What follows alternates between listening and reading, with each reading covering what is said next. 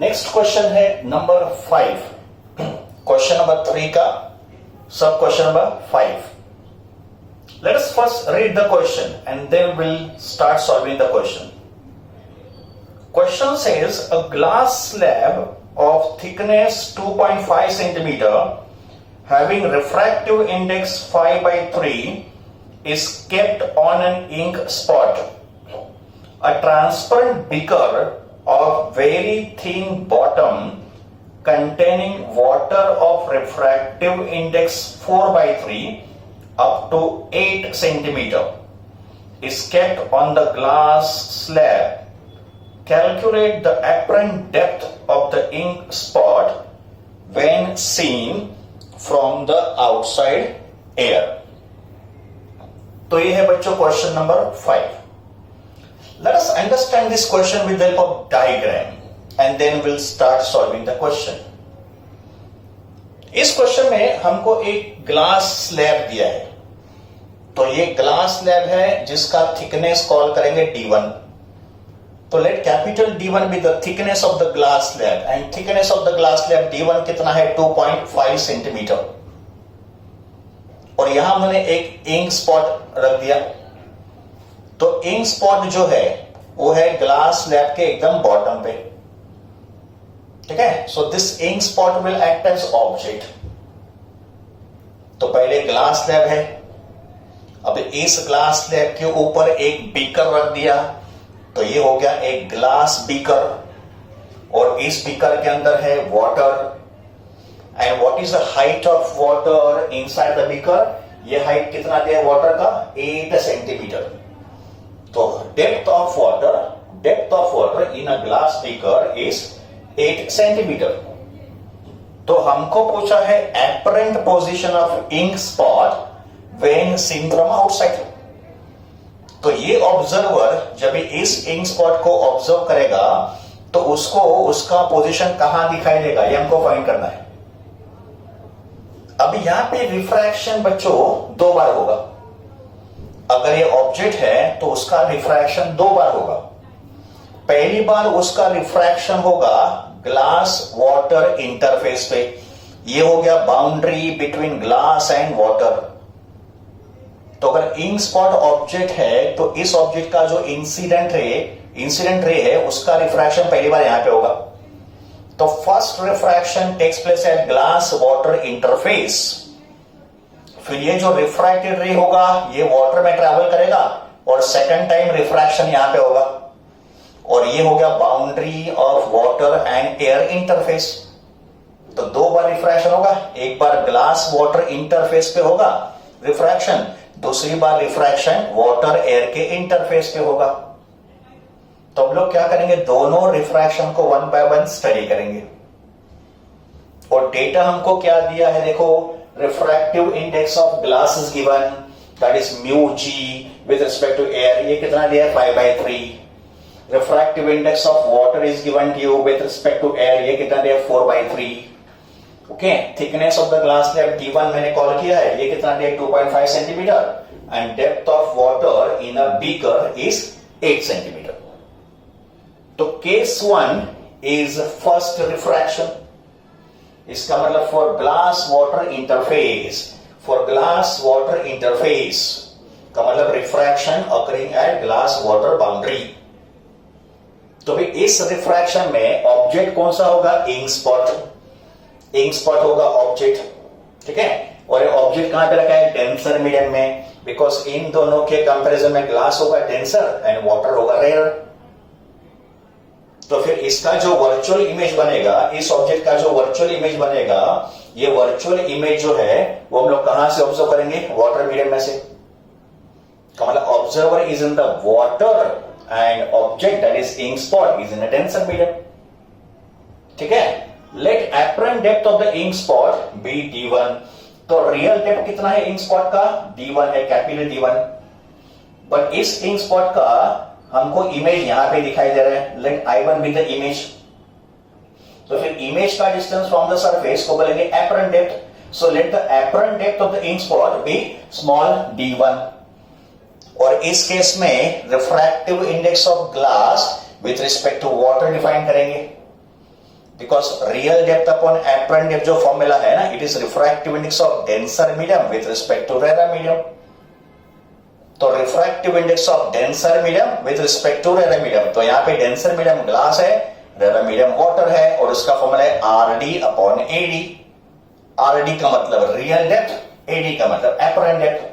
तो यहाँ पे real depth is capital D, apparent depth of the ink spot is D1, तो it is capital D1 upon small d1। तो हमको find करना है apparent depth D1, small d1 find करना है, तो स्मॉल d1 होगा कैपिटल D1 अपॉन म्यू।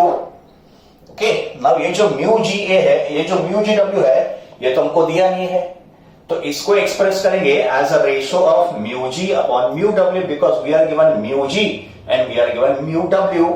तो मैंने म्यू GW को mu G upon mu W लिखा, and then this mu W will go in the numerator, तो ये हो जाएगा mu W upon mu G multiplied by capital D1। Now substitute the values, mu W is 4/3, mu glass is 5/3 and capital D1 is 2.5 centimetre. तो 3 gets cancel, 3 gets cancel, 4 into 2.5 कितना होगा 10 divide by 5 that is 2 centimetre. इसका मतलब ये जो ink spot है, इस ink spot का जो इमेज फॉर्म हो रहा है वो 2.5 सेंटीमीटर पे फॉर्म हो रहा है, 2 सेंटीमीटर पे फॉर्म हो रहा है। तो हमको एपरेंट डेप्थ मिल गया, तो I1 होगा इस इंक स्पॉट का फर्स्ट इमेज। तो ये जो इमेज बन रहा है, ये कहां बन रहा है, 2 सेंटीमीटर पे फॉर्म हो रहा है। Now we come to second refraction. Second refraction होगा वाटर एयर इंटरफेस पे। अभी सेकंड केस में देखो, सेकंड केस का जो रिफ्रैक्शन होगा उसमें ये जो I1 है, ये I1 बिहेव करेगा ऑब्जेक्ट।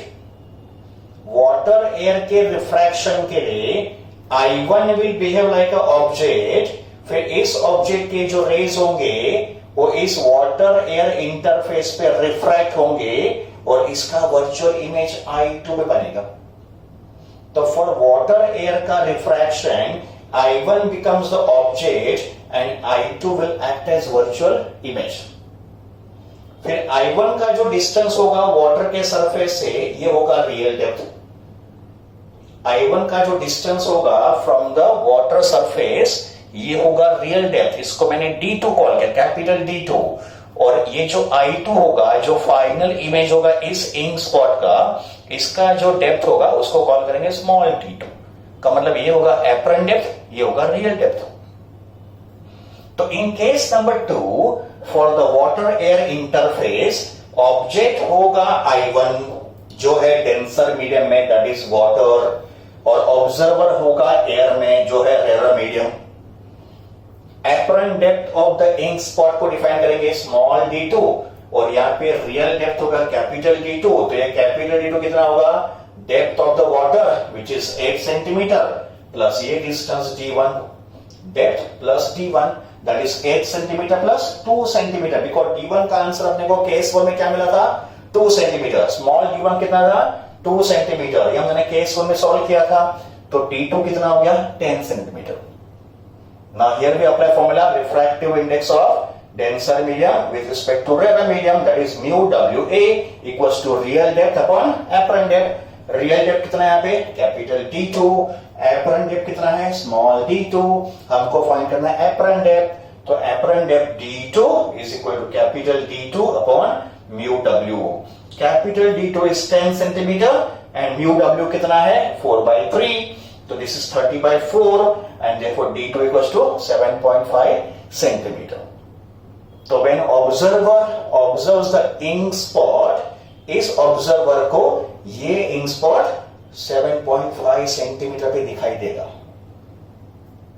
तो this is refraction at two interface. पहले रिफ्रैक्शन कहां पे हुआ, ग्लास वाटर इंटरफेस पे हुआ, तो अपने को इमेज यहां मिला, फिर ये इमेज बना object for water air refraction, और फिर उसका फाइनल इमेज अपने को I2 पे मिला। इसका मतलब रियल डेप्थ कितना था इस इंक स्पॉट का, यहां से रियल डेप्थ कितना था, 8 सेंटीमीटर प्लस 2.5 सेंटीमीटर, 10.5 सेंटीमीटर। तो इस ऑब्जर्वर को ये जो इंक स्पॉट है वो यहां दिखाई दे रहा है at a distance of 7.5 centimetre. तो this is solution of question number 5।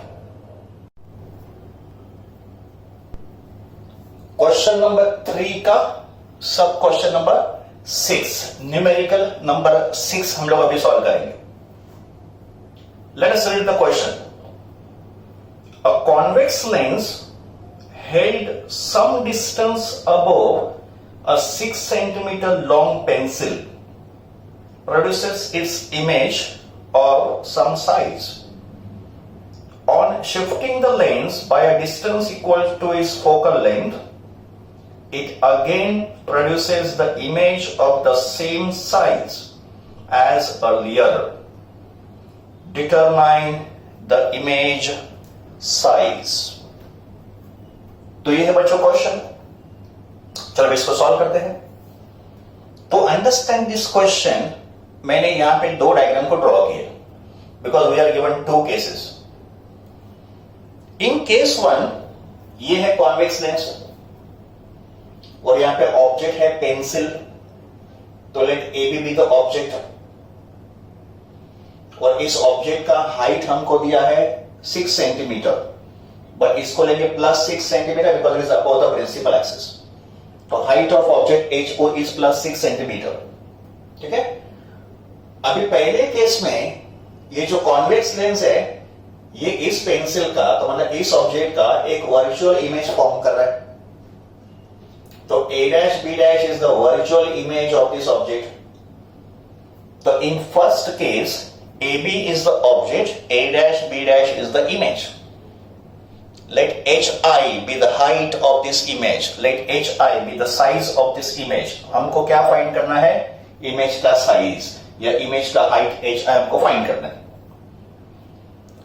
फिर ये हो जाएगा ऑब्जेक्ट डिस्टेंस u और ये हो जाएगा image distance v। But according to sign convention u negative होगा, v ऑल्सो नेगेटिव होगा, है ना, बिकॉज दोनों लेफ्ट हैंड साइड पे है। तो according to sign convention u negative, v also negative.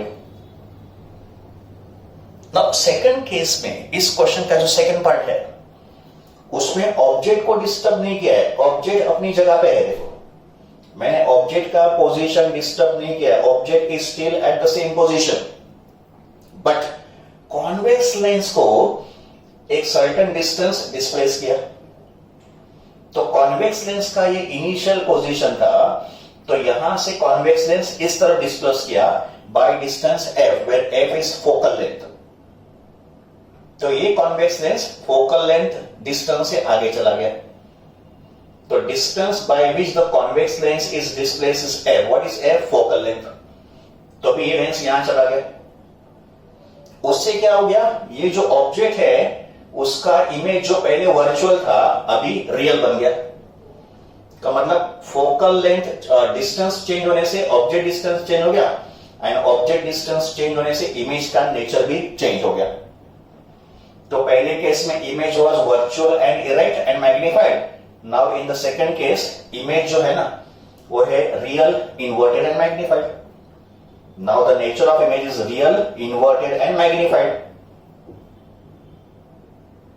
अभी उन्होंने क्या बोला है कि दोनों केस में इमेज का साइज सेम है। According to the condition of the question, image का size in the first case and image का size in the second case is same. Object का तो size same था ही, तो अगर object का size same है, image का size भी दोनों केस में same है, तो linear magnification दोनों केस में same होगा। तो in case 1 and in case 2 linear magnification same ही होगा, because linear magnification is size of image upon size of object। तो दोनों केस में इमेज का साइज सेम है, ऑब्जेक्ट का साइज भी सेम है, तो दोनों केस में linear magnification has to be equal. अभी सेकंड केस में ऑब्जेक्ट डिस्टेंस कितना हो गया? तो पहले केस में ऑब्जेक्ट डिस्टेंस u था, अभी आपने अभी आपने लेंस को f डिस्टेंस आगे मूव किया, so new object distance become u plus f, new object distance become u plus f। Of course ये नेगेटिव होगा बिकॉज लेफ्ट हैंड साइड पे है, और v होगा इमेज डिस्टेंस। तो पहले केस में v1 है, सेकंड केस में v2 है। देखो यहाँ पे v1 नेगेटिव है, यहाँ पे v2 पॉजिटिव होगा। यहाँ पे hi पॉजिटिव है, यहाँ पे hi नेगेटिव होगा, बिकॉज यहाँ पे hi पॉजिटिव है बिकॉज ये वर्चुअल इमेज है, तो ये ऊपर की तरफ होगा। ये इरेक्ट इमेज है ना, तो ये ऊपर की तरफ होगा। और ये इन्वर्टेड इमेज है ना, तो ये डाउनवर्ड होगा तो h i will be negative as per the sign convention. तो this is what is given to us, और हमको फाइंड करना है इमेज का साइज. तो चलो स्टार्ट करते हैं equation. According to length equation, 1 upon f equals to 1 upon v minus 1 upon u. This is general length equation. This is the relation between focal length, image distance and object distance. तो इसको simplify करते पहले. तो 1 upon v बन जाएगा 1 upon f plus 1 upon u. अभी तक मैंने साइन कन्वेंशन अप्लाई नहीं किया है. I will first get the formula, then I'll apply the sign convention. तो 1 upon v is equal to 1 upon f plus 1 upon u. तो फिर इसको ऐड कर लो, क्रॉस मल्टीप्लाई कर दो, तो u plus F upon u into F हो जाएगा, क्रॉस मल्टीप्लाई किया. And then taking the reciprocal v will be equal to u f upon u plus F. फिर मैंने u को यहां पे डिवाइड कर दिया तो v अपॉन u बन गया f upon u plus F. v upon u is equal to f upon u plus F. And v upon u is nothing but magnification, linear magnification produced by lens. तो therefore linear magnification जिसका symbol m होता है, जो hi upon h से define होता है, but उसका formula v upon u होता है. पर यहाँ पे v अपॉन u बन गया f upon u plus f. यहाँ पे f होगा फोकल लेंथ और u होगा ऑब्जेक्ट डिस्टेंस. तो magnification in the case of lens is hi upon ho. What is hi? Image का height. What is ho? Object का height. That is equal to f upon u plus f. Remember, this formula is without sign convention, but when we start solving this question, we'll put the sign conventions. Now come to case 1. ये है हमारा case 1. Case 1 में u negative है, yes. Case 1 में u negative है because left side पे है. Case 1 magnification को m1 डिफाइन करते हैं. Let मैग्निफिकेशन in case 1 भी m1 और hi पॉजिटिव होगा, yes. hi क्यों पॉजिटिव है? बिकॉज ये इरेक्ट इमेज है. That is above the principal axis. Put this sign convention in the above formula. So magnification m1 in the first case will be hi upon ho, hi upon ho, hi be positive, ho be positive, is equal to f upon f minus u. u negative था ना, इसमें u negative था ना, तो ये minus u plus f होगा. तो minus u plus f is same as f minus u. So this is linear magnification of case 1. Now we come to case 2. Second case में ऑब्जेक्ट डिस्टेंस कितना है? u plus F. तो second case का object distance u2 is u plus F, but इसको negative consider करेंगे because left hand side पे है. तो सेकेंड केस का object distance minus of u plus F. Image का हाइट सेकेंड केस में निगेटिव, साइन कन्वेंशन hi होगा negative. And m को कॉल करेंगे m2. सेकेंड केस का मैग्निफिकेशन m2 कॉल करेंगे. ठीक है, दोनों केस में hi सेम है बच्चों.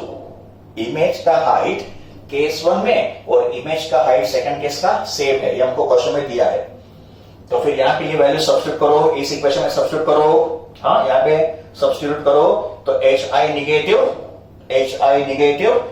ho positive and u negative. u का वैल्यू नेगेटिव, बट u कितना है? u प्लस एफ है ना. तो this is f minus of u plus F.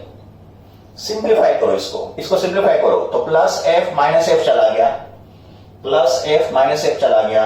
ये निगेटिव साइन यहाँ पे ट्रांसफर करो तो ये हो जाएगा माइनस, है ना. ये निगेटिव साइन मैंने यहाँ पे ट्रांसफर कर दिया तो it is minus of F upon minus you. Negative negative positive हो गया तो एफ अपॉन यू हो गया. Equation number 2. तो सेकंड केस का मैग्निफिकेशन m2 कितना है? f upon u. First case का मैग्निफिकेशन m1 कितना है? f upon f minus u. तो मैंने केस 1 का मैग्निफिकेशन फाइंड किया, मैंने केस 2 का मैग्निफिकेशन फाइंड किया, बट दोनों केस में मैग्निफिकेशन सेम है. तो भाई अगला पार्ट क्या होगा? Equating m1 and m2. Next part में हम लोग क्या करेंगे? m1 m2 को इक्वेट करेंगे. ओके, नाउ हम लोग क्या करेंगे? इक्वेशन 1 एंड इक्वेशन 2 को इक्वेट करेंगे. तो इक्वेटिंग इक्वेशन 1 एंड 2. इक्वेशन 1 का आरएचएस था f upon f minus u. Equation 2 का आरएचएस f अपॉन u था. इक्वेटिंग 1 एंड 2, f के साथ f कैंसिल, तो 1 upon f minus u equals to 1 upon u. Taking the reciprocal, f minus u equals to u. Therefore 2u equals to f and therefore u equals to f by 2. तो object distance u का answer f by 2 आ गया. Object distance u का answer f/2 आ गया। But हमको पूछा है hi, size of image, height of image find करना है। तो रेफरिंग इक्वेशन 1 को रेफर करेंगे। तो using equation 1, magnification m1 in equation 1 is hi upon ho, that is equal to f upon f minus u। ये था मैग्निफिकेशन का formula in equation number 1। अभी u का वैल्यू f/2 सब्स्टिट्यूट कर दो, u का वैल्यू f/2 सब्स्टिट्यूट कर दो। तो hi upon ho equal to f upon f minus f/2। f minus f/2 कितना होगा? f/2। f के साथ f चला गया, this 2 will go in the numerator, common hi upon ho becomes 2, ho को मैंने यहां पे ट्रांसफर कर दिया, तो hi will be equal to 2 times of ho। hi कितना आ गया? Twice of ho। That means image का size is double the object का size। And what is height of object? Plus 6 centimeter। What is height of object? Plus 6 centimeter। तो ho का value plus 6 centimetre, तो hi आ गया 12 centimetre. hi आ गया 12 centimetre. तो image का height case 1 में plus 12 centimetre and image का height case 2 में माइनस 12 सेंटीमीटर। साइन कन्वेंशन, यहां पे इमेज का हाइट पॉजिटिव होगा, यहां पे इमेज का हाइट निगेटिव होगा। तो in case 1 height of image is plus 12 centimetre and in second case height of image होगा माइनस 12 सेंटीमीटर। तो this is solving of numerical number 6। Question number 7। Let us solve question number 7। पहले हम लोग question को देखते हैं, फिर हम लोग इसको सॉल्व करते हैं। ठीक है, let us read the question. Figure shows the section ABCD of a transparent slab. There is a tiny green LED का मतलब light emitting diode. So there is a tiny green LED light source at the bottom left corner B. A certain ray of light from B suffers total internal reflection at nearest point P on the surface AD and strikes the surface CD at point Q. Determine the refractive index of the material of the slab and distance dq. At Q, the ray PQ will suffer partial or total internal reflection. Okay बच्चों, तो ये है अपना question number 7। Interesting question है। इसमें हमको एक slab दिया है ABCD। It's a slab of some transparent material. इस स्लैब के डायमेंशन है 6 सेंटीमीटर बाय 3 सेंटीमीटर। तो AB डिस्टेंस 3 सेंटीमीटर है और BC डिस्टेंस 6 सेंटीमीटर है। इस स्लैब का हमको रिफ्रैक्टिव इंडेक्स फाइंड करना। नंबर 1, इस स्लैब का जो लेफ्ट कॉर्नर है B, this is bottom left corner B, यहां पे एक LED लाइट सोर्स रखा है। तो source of light LED is placed at point B। फिर इससे जो लाइट रे निकल रहा है, ये लाइट रे पॉइंट P पे स्ट्राइक हो रहा है। ये डिस्टेंस हमको दिया है 4 सेंटीमीटर। तो डायग्राम में डिस्टेंस AB जो है वो कितना है? 4 सेंटीमीटर।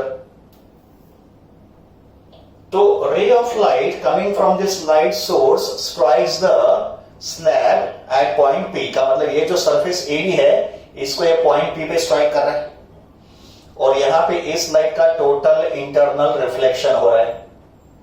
तो दिस रे is undergoing total internal reflection eight point P।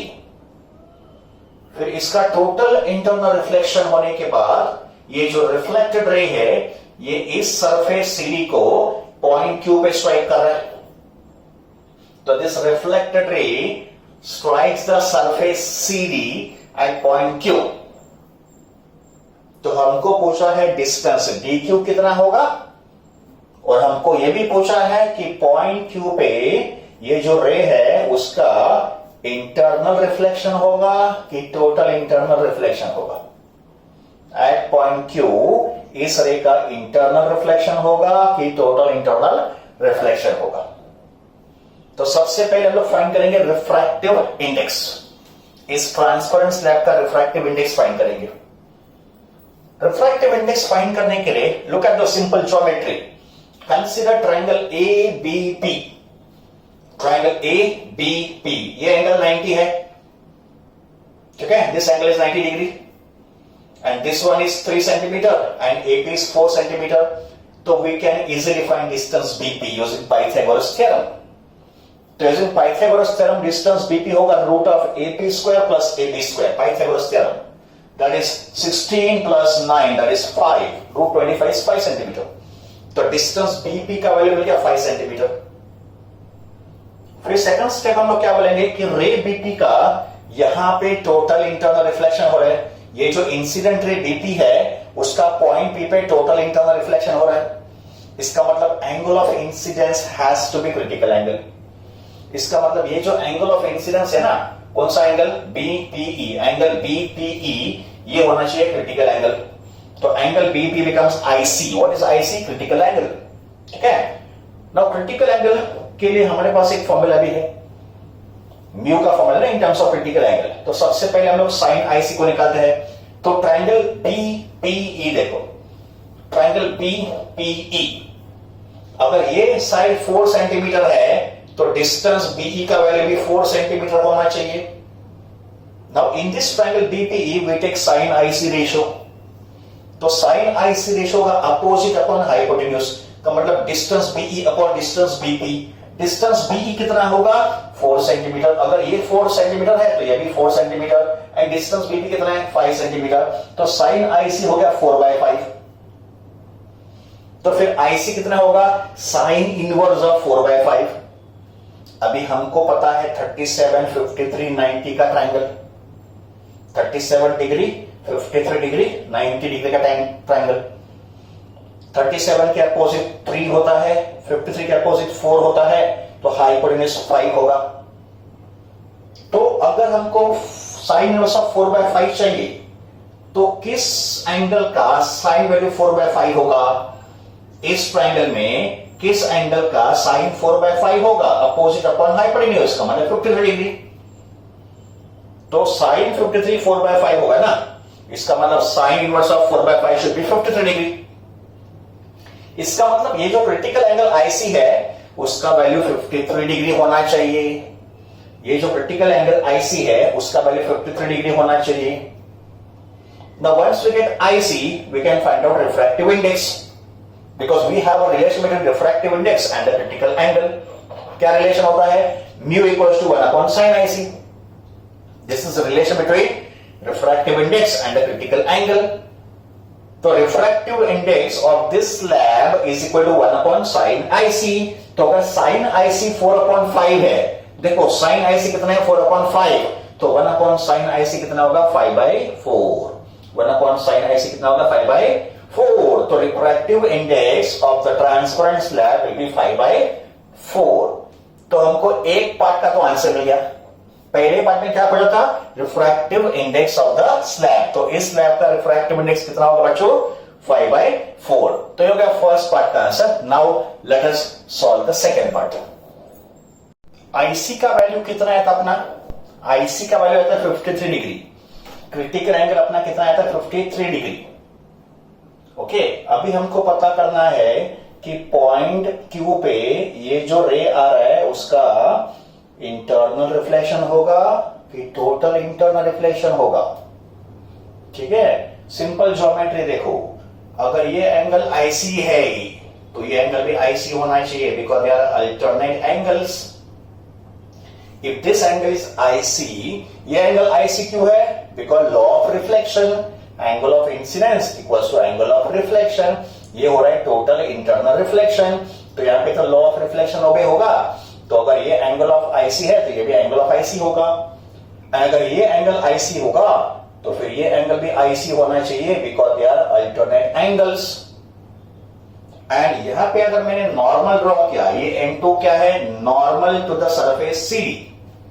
तो अगर ये नॉर्मल है तो ये टोटल एंगल होना चाहिए 90 डिग्री, उसमें से अगर ये एंगल आईसी है तो ये एंगल होगा 90 माइनस आईसी।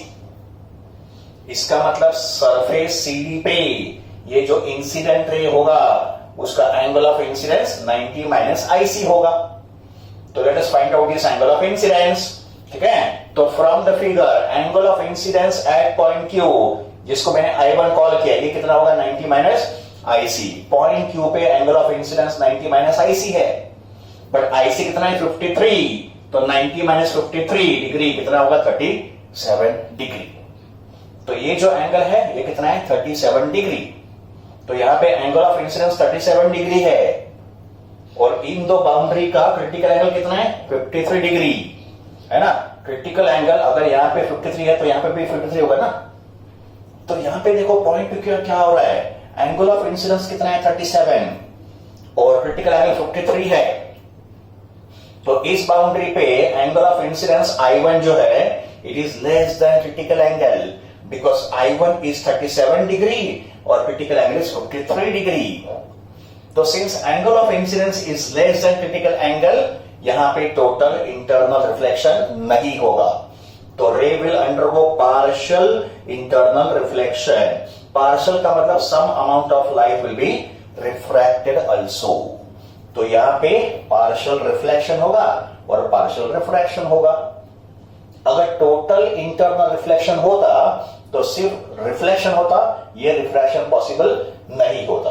बट यहां पे पार्शियल रिफ्रैक्शन हो रहा है, पार्शियल रिफ्लेक्शन हो रहा है, तो remaining part will be refracted also. तो अपना आंसर क्या होगा, पॉइंट क्यू पे PQ रे जो है it will suffer partial internal reflection. फिर क्वेश्चन का एक पार्ट ये भी था कि फाइंड डिस्टेंस DQ। हमको डिस्टेंस DQ फाइंड करना है, ये उसका कैलकुलेशन होगा।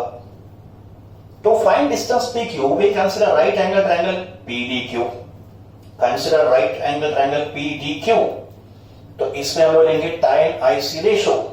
tan IC रेशो, IC कितना है अपना 53 डिग्री, तो ये एंगल 53 डिग्री है।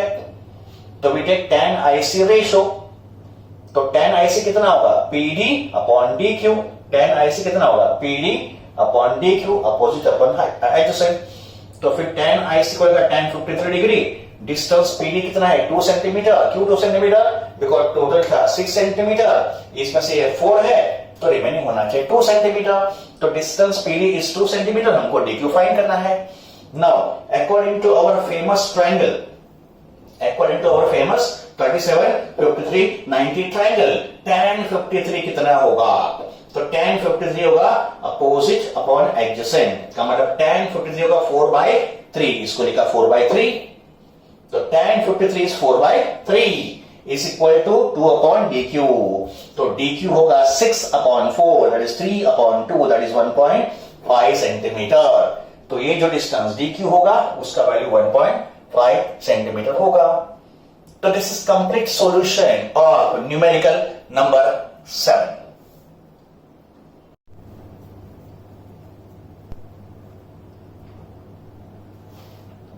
Okay, let us now discuss question number 8. Numerical number 8. Question says, a point object is kept 10 centimeter away from one of the surfaces of a thick double convex lens of refractive index 1.5 and radii of curvature 10 centimeter and 8 centimeter respectively. Central thickness of the lens is 2 centimeter.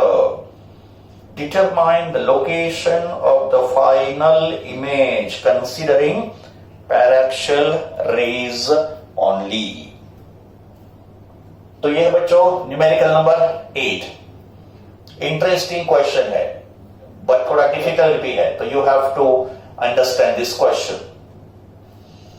और इस question में हमको thick lens दिया है, हमारे जितने भी derivations थे वो सब थिन लेंस के लिए थे और न्यूमेरिकल जो दिया है वो थिक लेंस के लिए दिया है। ठीक है, तो ये एक थिक कॉन्वेक्स लेंस है, this is thick convex lens और इसका जो थिकनेस है एट द सेंटर ये दिया है 2 सेंटीमीटर। तो this is one thick convex lens, is thickness at the centre is 2 centimetre. ये हो गया लेंस का सरफेस 1, ये हो गया लेंस का surface 2। Surface 1 is a spherical surface और सरफेस 1 का जो स्फीयर होगा उसका सेंटर ऑफ कर्वेचर C1 यहां पे होगा। तो C1 होगा centre of curvature of surface 1। फिर सरफेस 2 का स्फीयर यहां फॉर्म होना चाहिए, तो सरफेस 2 का जो स्फीयर फॉर्म होगा उसका सेंटर ऑफ कर्वेचर C2, तो C2 is on the left hand side. फिर ये होगा रेडियस ऑफ कर्वेचर R1 और ये होगा radius of curvature R2। Thin lens में हमने रेडियस ऑफ कर्वेचर को लेंस के सेंटर से मेजर किया था, बिकॉज थिन लेंस के लिए thickness of the lens was neglected, but यहां पे thickness of the lens is not neglected, it has a proper thickness. तो सेंटर ऑफ कर्वेचर C1 से लेके सरफेस ऑफ द स्फीयर 1 से होगा डिस्टेंस R1 और फिर स्फीयर 2 का जो सरफेस होगा वहां से सेंटर तक होगा रेडियस ऑफ कर्वेचर R2 और यह है पॉइंट ऑब्जेक्ट O, तो उसका object distance U। Now as per the sign convention, radius of curvature of the first surface is plus 10 centimeter and radius of curvature of second surface will be minus 8 centimeter। R1 होगा positive, R2 होगा negative, sign convention. ठीक है, air का refractive index 1 दिया है और air का refractive 1 होता है और रिफ्रैक्टिव इंडेक्स ऑफ लेंस जो ग्लास का बना है उसका इंडेक्स 1.5, तो μ1 is 1, μ2 is 1.5। नाउ यहां पे लेंस थिक है तो we will not be able to apply lens makers formula. यहां पे लेंस मेकर्स फॉर्मूला एप्लीकेबल नहीं होगा, because lens makers formula is only for thin lens. तो यहां पे अगर हमको इमेज का पोजीशन फाइंड करना है तो हमको क्या करना पड़ेगा, हर एक सरफेस का रिफ्रैक्शन सेपरेटली स्टडी करना पड़ेगा। तो पहले सरफेस 1 का रिफ्रैक्शन स्टडी करेंगे, उसका इमेज फॉर्म करेंगे, फिर सरफेस 2 का रिफ्रैक्शन स्टडी करेंगे और फिर उसका इमेज फॉर्म करेंगे, बिकॉज लेंस यहां पे थिक है। तो पहला पार्ट होगा रिफ्रैक्शन एट सरफेस 1। इस क्वेश्चन का जो फर्स्ट पार्ट होगा वो होगा रिफ्रैक्शन एट सरफेस 1। तो सरफेस 1 का जो रिफ्रैक्शन है उसका मैंने डायग्राम अलग से ड्रॉ किया है। वैसे एग्जामिनेशन में आपको डायग्राम ड्रॉ करना नेसेसरी नहीं होगा, बट मैंने डायग्राम ड्रॉ किया है just for the sake of understanding, you can visualise की इमेज कहां फॉर्म हो रहा है। But in the college exam this diagram is not required, ये डायग्राम आपको ड्रॉ करने की जरूरत नहीं है। ओके, तो मैंने सरफेस 1 को ड्रॉ किया, ये सरफेस 1 हो गया लेंस का। हम लोग क्या करेंगे, दोनों सरफेस के रिफ्रैक्शन सेपरेटली स्टडी करेंगे, बिकॉज यहां पे लेंस ठीक है। तो पहले सरफेस 1 को कंसीडर करेंगे, ठीक है। तो सरफेस 1 उसका सेंटर ऑफ कर्वेचर C1, उसका radius of curvature R1, object का पोजीशन O, ऑब्जेक्ट का डिस्टेंस U, और ये U कितना दिया बच्चों, 10 centimetre, but sign convention U होगा निगेटिव। तो फिर इस ऑब्जेक्ट से जो इंसिडेंट रे पास होंगे they will move from rare medium to dense medium, from air to glass. तो इंसिडेंट रे μ1 मीडियम में, रिफ्रैक्टेड रे μ2 मीडियम में। μ1 is given to us 1, μ2 is given to us 1.5। तो फिर इसका जो रिफ्रैक्शन होगा उसका ये रिफ्रैक्टेड रे होगा और इस रिफ्रैक्टेड रे का आपको मिलेगा एक वर्चुअल इमेज। तो ये जो सरफेस 1 है, ये सरफेस 1 इस ऑब्जेक्ट का एक वर्चुअल इमेज फॉर्म कर रहा है I1। तो फिर इस इमेज का डिस्टेंस मैंने डिफाइन किया V1। तो what is V1, image distance of surface 1। तो सरफेस 1 जो है इस ऑब्जेक्ट का एक वर्चुअल इमेज फॉर्म करेगा because of refraction. And single surface के रिफ्रैक्शन के लिए फॉर्मूला क्या होता है, μ2 upon V minus μ1 upon U equals to μ2 minus μ1 upon R।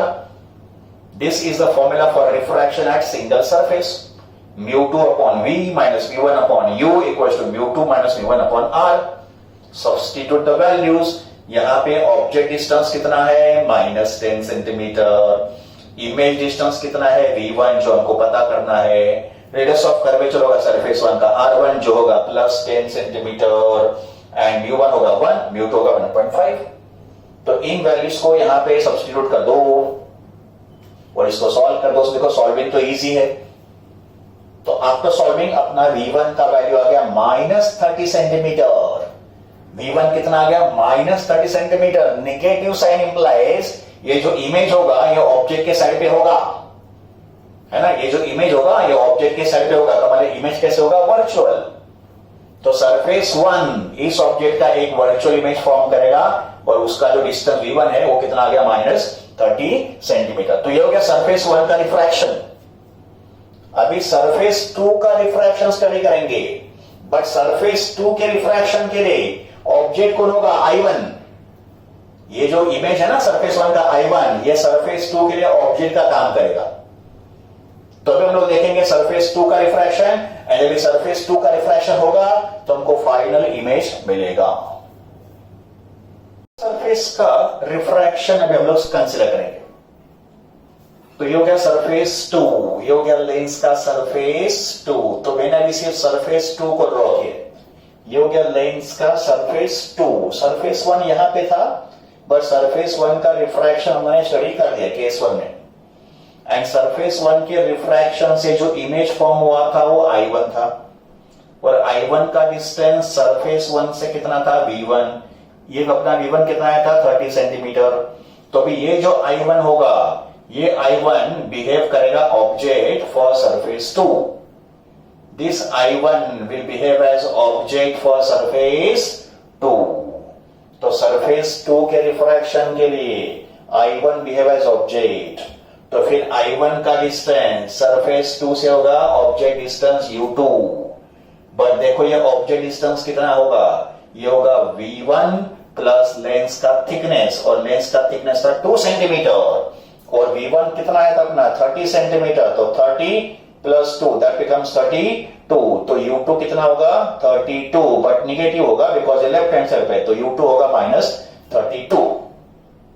और ये सरफेस 2 है, तो सरफेस 2 का रेडियस ऑफ कर्वेचर R2, और R2 कितना है -8।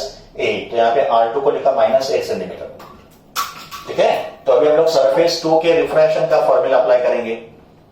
तो सरफेस 2 के रिफ्रैक्शन के फॉर्मूला के लिए वापस वही formula μ2/v - μ1/u equals to μ2 - μ1/r। तो यहां पे r कौन सा होगा R2 होगा, सरफेस 2 है ना, तो यहां पे r होगा R2। तो this is refraction at surface 2। वही फॉर्मूला अप्लाई करेंगे जो मैंने फॉर्मूला 1 में अप्लाई किया था, μ2/v - μ1/u equals to μ2 - μ1/r। But यहां पे r होगा R2 बिकॉज सरफेस 2 का है। अभी सरफेस 2 के रिफ्रैक्शन के लिए देखो, incident ray is travelling from denser medium to rare medium. का मतलब ये जो इंसिडेंट रे है, ये इंसिडेंट रे डेंसर मीडियम में है, और रिफ्रैक्टेड रे जो है वो एयर में ट्रैवल कर रहा है। तो यहाँ पे इंसिडेंट रे का मीडियम μ1 डेंसर 1.5 होगा, रिफ्रैक्टेड रे का मीडियम एयर होगा जिसका इंडेक्स 1 होगा। तो यहाँ पे μ1 होगा 1.5, μ2 होगा 1। ठीक है, तो ये वैल्यूज यहाँ पे सब्स्टिट्यूट कर दो। तो यहाँ पे अगर मैंने वैल्यूज को सब्स्टिट्यूट किया, μ2 कितना है 1, v हमको फाइंड करना है, u कितना है -32, तो माइनस और माइनस प्लस हो गया। μ1 कितना है 1.5, तो μ2 1, μ1 1.5, और r2 कितना है -8। ठीक है, तो आफ्टर सॉल्विंग दिस हमको v का वैल्यू मिल रहा है 64 सेंटीमीटर प्लस 64 सेंटीमीटर। इसका मतलब इस I1 का जो इमेज मिलेगा वो यहां मिल रहा है ऑन दी अदर साइड। तो इमेज कहां बन रहा है एट +64 सेंटीमीटर। ठीक है, एंड +64 का मतलब image on the right side, का मतलब ये होगा एक रियल इमेज। तो फाइनल आंसर अपना 64 सेंटीमीटर होगा। इसका मतलब अगर डायग्राम में देखेंगे, if you seen the original diagram, तो because of refraction at surface 1 and surface 2 हमको फाइनल इमेज कहीं यहां मिल रहा है। हमको फाइनल इमेज जो है ना वो यहां मिल रहा है ऑन द राइट साइड। का मतलब पहली बार रिफ्रैक्शन, ये अपना ऑब्जेक्ट था ना, तो पहली बार रिफ्रैक्शन सरफेस 1 पे हुआ, दूसरी बार रिफ्रैक्शन सरफेस 2 पे हुआ, और सरफेस 2 के रिफ्रैक्शन के बाद हमको फाइनल इमेज I1 पे मिला। तो ये अपना फाइनल इमेज I1 हो गया। तो I जो है ना I, ये अपना फाइनल इमेज था, और ये इमेज राइट साइड पे बना, का मतलब ऑब्जेक्ट का जो इमेज होगा वो रियल होगा। तो what is our final answer? Our final answer is +64 centimetre. So this is numerical number 8।